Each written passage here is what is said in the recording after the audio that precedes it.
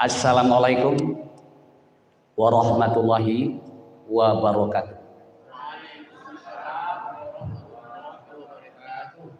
Innal hamdalillah nahmaduhu wa nasta'inu wa nastaghfiruh wa na'udzubillahi min syururi anfusina wa min sayyiati a'malina. May yahdihillahu fala mudilla lahu wa asyhadu an la ilaha illallah wahdahu la syarika lah wa asyhadu anna Muhammadan abduhu wa rasuluh la nabiyya ba'dah. Ya ayyuhalladzina amanu taqullaha haqqa tuqatih wa la tamutunna illa wa antum muslimun. Amma ba'd. Bapak dan Ibu, pertama dan utama sekali kita syukur kepada Allah, kita manfaatkan, kita pergunakan nikmat Allah, redanya Allah, itu yang bersyukur. Kita selalu diingatkan, mari kita berselawat kepada Nabi kita Muhammad sallallahu alaihi wasallam dan mengucapkan Allahumma shalli ala Muhammad wa ala Muhammad. Orang yang banyak berselawat kepada beliau, insya Allah nanti akan mendapatkan syafaat. Tapi tidak hanya cukup dengan mengucapkan Allahumma shalli ala Muhammad wa ala Muhammad dan seterusnya. Tapi kita jadikan beliau sebagai uswatun hasanah. Contoh, laqad kana lakum fi Rasulillahi uswatun hasanah. Sungguh ada. Kembali kita mengingatkan, mudah-mudahan menjadi renungan bagi kita dalam rangka menyiapkan diri kita untuk keselamatan dunia dan akhirat kita. Kok sase dujong, mudah-mudahan kita balik ke pangkah. Pada pagi ini Bapak dan Ibu yang saya hormati, judul ceramah kita adalah beruntunglah orang yang membersihkan dirinya dan merugilah orang yang mengotori dirinya. Ibu dan Bapak sekalian, dia judul tadi saja kita yakin Bapak dan Ibu ada manfaatnya. Ya enggak? Siapa yang beruntung dari Bapak dan Ibu yang saya hormati? Orang yang membersihkan diri. Orang yang bersih dirinya. Bapak dan Ibu, di saat kita lahir dulu bersih, suci. Mana dalilnya? Kullu ma yuhawidani au yunassirani au jisanihi.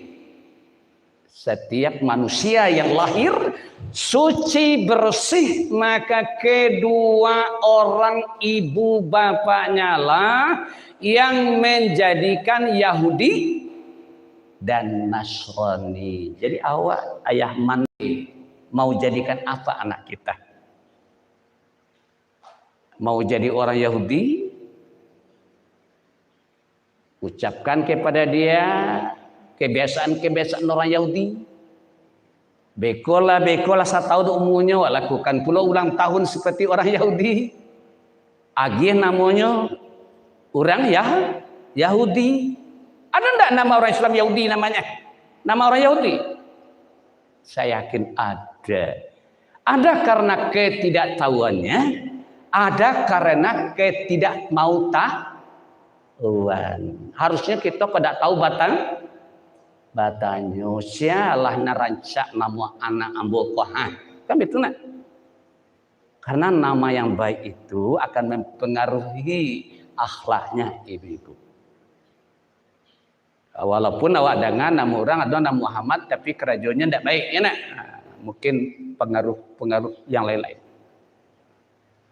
Nah, ibu-ibu yang saya hormati, dulu waktu lahir kita suci bersih seperti kertas yang belum kena. Maka tadi dikatakan apa yang maka beruntunglah orang mensucikan dirinya. Berarti nan lamunan berasih kok indah berasihnya lagi. Kapan ndak mulai berasihnya ibu? Setelah kita balik.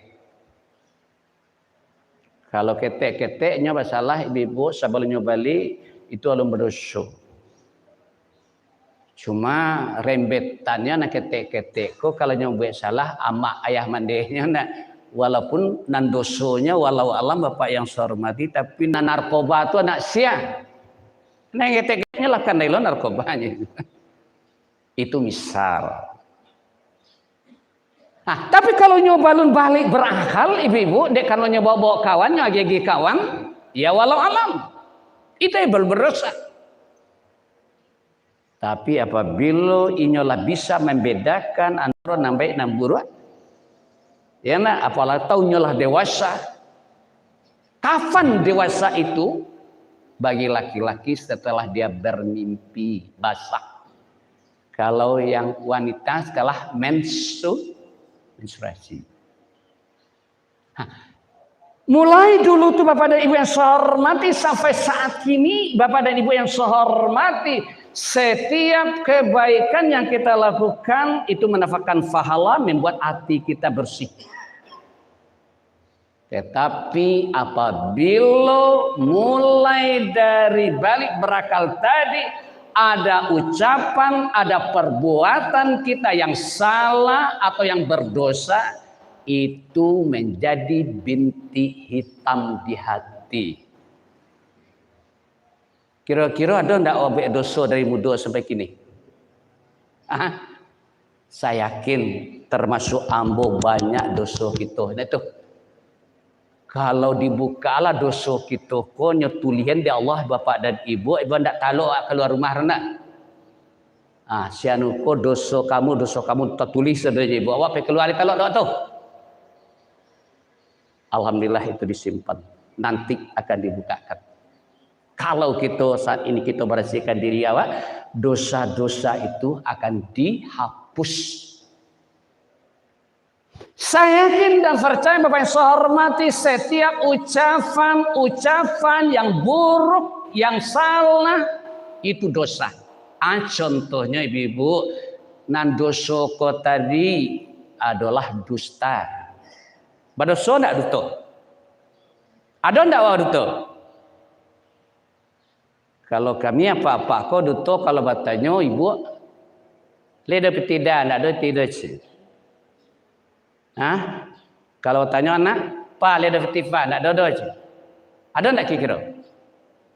Beli rokok? Ada. Dan lain sebagainya. Di mana kini? Ambo di kampung, ambo di tepek sanu. Ada ndak orang mahafe baduto? Nah, jadi kita koreksi bagi ibu yang saya hormati, pernahkah kita melakukan perbuatan dosa dengan ucapan-ucapan kita? Sumpah serapah cari marui, ada ndak kira? Oleh situ makanya Bapak dan Ibu yang saya hormati, renungkan kembali buka kaset awak sebelum dibuka oleh Allah SWT. Dosa-dosa awak nan gadang atau dari nang ketik sampai nang gadang, dari muda sampai kini. Tak bayang tak? Letak karena kira-kira dosa kita mulai dari ketik sampai gadang sampai kini. Ambo yakin ada. Justru makanya yang galak-galak aja Pak Ibu. Apakah dosa awak itu sudah terampuni? Makanya setiap waktu sholat, selesai sholat atau di malam hari kita renungkan dosa-dosa, kesalahan-kesalahan yang pernah kita lakukan. Keluar air mata kita ibu mengingat itu. Barang siapa yang mengingat Allah dengan dosa-dosanya, dia takut kepada Allah, dia ingin untuk merubah dan minta ampun kepada Allah, maka air mata yang seperti itu insya Allah diharamkan neraka bagi dia. Jadi kalau kamu menangi hewa ibu ke Allah menangi malam kita menangi. Ambo taraga ibu pai ke Makkah sekian kali tibuan, ya Allah ya Tuhan, dosa-dosa ambo ya Allah.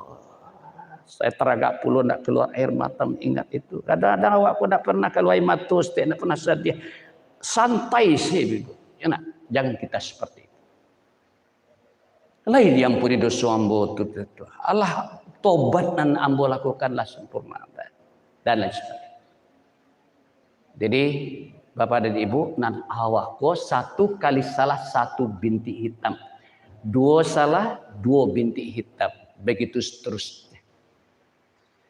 Kalau kesalahannya kecil Bapak dan Ibu yang saya hormati, tentu bintik hitamnya ketek. Bahkan alun ditulis lay ibu. Kalau apa dosa itu nun langsung ditulis lay. Beberapa saat nanti baru ditulis. Saya pernah juga baca dalam sebuah hadis. Andaikan kita tadi berdosa dengan ucapan dengan perbuatan, wa capek takana tadi ibu, wa istighfar astagfirullah. Tidak jadi tertulis deh. Contohnya ibu awak tadi lewat nyosapo dek kawan, ndak awak jawe secara elo. Ada nak kira? Awak ada memikiran lain ibu nyosapo dek sana anak sewa misalnya. Lah tak jawab, astagfirullahaladzim. Ambo tadi dicaponya dek siapa? Ambo diam saja. Atau mungkin ada tadi Bapak yang saya hormati, kami suami itu terhadap istri mungkin kasar, agak keras misalnya. Atau sebaliknya istri mungkin ada ucapan kita atau perbuatan kita tidak baik. Cepat diingatkan oleh Allah SWT. Kita istighfar capek ibu. Insya Allah mudah-mudahan itu tidak menjadikan dosa yang tertulis yang memberati kita nanti di akhir. Oleh situ pada kesempatan ini kita ingatkan Bapak dan Ibu, beruntung kita membersihkan diri. Wak jago diri awak bersih ibu-ibu. Justru makanya caranya yang pertama dengan menjaga ucapan kita. Sebagai dalilnya, man kana yu'minu billahi yaumil akhiri falyaqul khairan aw liyasmut. Lebih supaya bersih hati kita apa? Barang siapa yang beriman dengan Allah dan hari yang akhir, hendaklah berkata yang baik-baik. Mana kata yang baik sudah sering kita sampaikan. Mana kalimat thayyibah itu diantaranya adalah subhanallah, alhamdulillah, la ilaha illallah, Allahu akbar dan lain sebagainya. Tapi anehnya viral di YouTube ibu-ibu, ada orang Indonesia pergi ke Mekah. Di waktu menilang Ka'bah ndak subhanallahi walhamdulillahi wala ilallah wallahu akbar naik baca waktu tawaf dah ibu. Ada bacanya Pancasila, satu ketuhanan yang Maha Esa. Buka itu viral. Nah, jadi di saat kita keliling Ka'bah tadi, atau di luar Ka'bah, atau di mana saja, kalau ada kesempatan kita untuk membaca kalimat thayyibah, kita baca, kecuali pada tempat-tempat yang kotor seperti di WC, itu tidak boleh. Apa salahnya, apa bareknya ibu? Paling-paling cemeh orang nak. Allah bakal bian banama jina. Ada orang anda kek diambo ibu dosa nak itu istilahnya ibu. Siapa nama beliau? Anya subhanallah. Nah itu. Anya matu, anya subhanallah. Karena beliau itu acok membaca kalimat subhanallah, subhanallah. Dia acok membaca subhanallah. Labatu kalau nama tadi, labat tambah nama tadi. Hanya subhanallah. Jadi Bapak dan Ibu macam-macam istilahnya cemeh, tapi tidak apa-apa ibu-ibu yang saya hormati. Mudah-mudahan ucapan itu doa. Jadi ibu-ibu yang saya hormati, kita usahakan melazimkan yang baik-baik dengan ucapan dan perbuatan kita. Itu maka kata orang Minang dulu, kalau kamu mengecek, pelero lidah. Kalau kamu nyambau, pelero tangan. Kalau kamu langkah, pelero kaki. Kalaulah seperti itu kita ibu-ibu pada sojo kita tuh. Kalau baik kotor ucap dan salah, kita segera istighfar. Apa dasarnya? Wasari'u ila maghfiratin mir rabbikum. Segera kepada ampunan. Jadi jangan tunggu-tunggu ibu-ibu. Kalau rasanya laba dosa awak hubungan dengan Allah, kita langsung minta ampun kepada Allah. Kalau ada dosa yang berhubungan dengan manusia, kita langsung minta maaf. Itu untuk menjaga, itulah orang yang menjaga itu supaya dia bersih hati. Kemudian ibu-ibu dan bapak yang saya hormati, untuk membersihkan mungkin ada dosa-dosa yang tidak bisa dengan istighfar begitu saja. Harus melalui tobat. Dikenal dengan tobat nasuha. Sebanyak apapun dosa yang pernah, bukan ada niat untuk melakukan.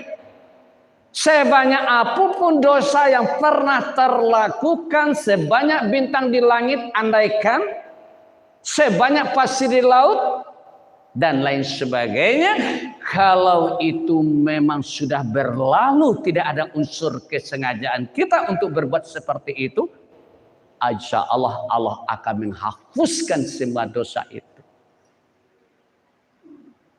Itu maka dikatakan innallaha ghafurur rahim, sesungguhnya Allah itu maha pengampun lagi maha pengasih. Nah, jadi wa minta ampun kepada Allah Subhanahu wa taala untuk membersihkan diri kita tadi Bapak dan Ibu, kita istighfar. Kalau ada dosa besar Bapak dan Ibu yang pernah kita lakukan dengan sholat tobat. Minimal ada 3 yang harus kita lakukan untuk tobat tadi. Yang pertama adalah Ibu menyesali perbuatan kita. Bu, kalau pernah melakukan dosa-dosa gadang, kalau ingin dosa tadi terhapus Bapak-bapak, yang pertama kita sesali dosa yang pernah kita lakukan itu. Yang kedua adalah kita berjanji tidak akan membuat lagi dosa-dosa dan seperti itu. Oh, minta kepada Allah SWT, ya Allah jauhkanlah hamba dari dosa-dosa yang seperti yang pernah saya lakukan itu ya Allah. Yang ketiga, syarat yang ketiga ibu-ibu, agar dosa kita yang besar itu terampuni, kita adalah melakukan taat kepada Allah SWT. Kalau yang pertama awak lama nyasa, yang kedua awak berjanji tidak akan buat lagi. Tapi kalau nanti tiga kau tidak awak lakukan, ibu-ibu, dikhawatirkan tobat kita, dosa kita belum diampuni oleh Allah. Matu ibu-ibu, ketaatan kita, hubungan dengan Allah kita tingkatkan. Selama kau mungkin sholat kita masih tinggal-tinggal, atau selama kau sholat kita masih lalai, secara kualitas dan secara kuantitas kita tingkatkan, meraja awal. Kalau selama kau ruku sujud kita mungkin asal-asalan saja misalnya kan, atau tidak sempurna, atau tidak sesuai dengan apa yang dicontohkan oleh Rasulullah, makanya kita usahakan ibadah yang kita kerjakan itu baik. Tentu tidak terlepas dari Al-Quran dan Sunnah. Nah, tapi kalau awak ibu-ibu tidak pernah melakukan seperti itu, dikhawatirkan tobat kita tidak diterima oleh Allah SWT. Kemudian yang berikutnya ibu-ibu yang saya hormati, bagi kita yang ingin untuk dihapuskan dosa kita, diantaranya yang bisa menghapuskan dosa itu adalah termasuk kita untuk sholat berjamaah, terutama untuk laki-laki. Langkah pertama pergi sholat berjamaah itu diampuni dosa kita. Langkah berikutnya terangkat derajat. Makin jauh kita pai sholat, niat ikhlas, benar yang kita lakukan, yang kita ikuti. Kalau andaikan ada 100 langkah atau 1000 langkah, separuh untuk menghapuskan dosa, separuh lagi adalah untuk mengangkat derajat kita. Mana derajat yang paling tinggi di sisi Allah? Inna akramakum indallahi atqakum. Sesungguhnya orang yang paling mulia di sisi Allah adalah orang yang bertakwa kepadanya. Orang yang bertakwa, yang sebenar bertakwa itu dijanjikan oleh Allah SWT, atau diperintahkan dulu sudah itu dijanjikan. Mana diantaranya ayat Allah surat Ali Imran ayat 102. Ya ayyuhalladzina amanu taqul haqqa tuqatih wa la tamutunna illa wa antum muslimun. Orang beriman, bertakwalah kamu kepada Allah sebenar-benar takwa, janganlah kamu mati kecuali dalam keadaan beragama Islam. Kita ingatkan ibu-ibu yang saya hormati. Kemudian apa janji Allah? Di antaranya saja kita sampaikan, wa jannatin adwa samatu'at wa idal lil muttaqin.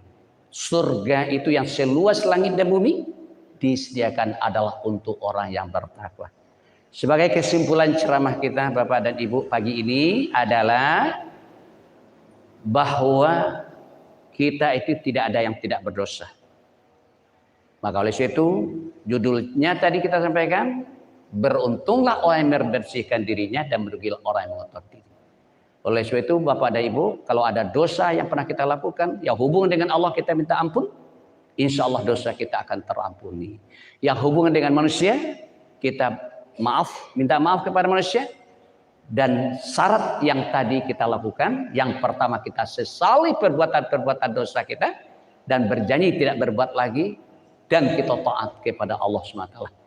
Mudah-mudahan Bapak yang saya hormati, di akhir hayat kita termasuk orang-orang yang dirindukan oleh Allah, yang tinggal dibain dengan baik. Sebagai penutup, apa kata Allah? Ya ayyatuhan nafsul mutmainnah, irji ila rabbiki radiyatan mardiyah, fadkhuli ibadi wadkhuli jannati.